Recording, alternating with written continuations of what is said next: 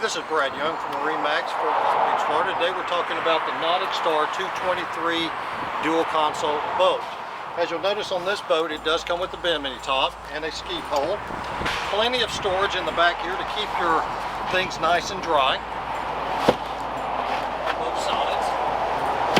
As we come forward, you'll notice that this boat does come with a Lowrance fish finder and GPS, Infinity Bluetooth stereo.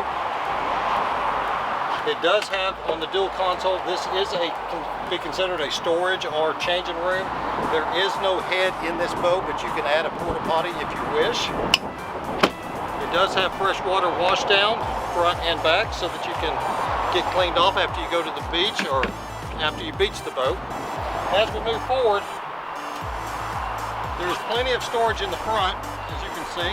Both sides do flip up for storage. It has extra padding seats so that you can actually fill this whole thing up for seating. And it does have a 40 exit ladder in the front, so when you do beach it on the beach, then you can just crawl off the front instead of crawling through the back and getting wet.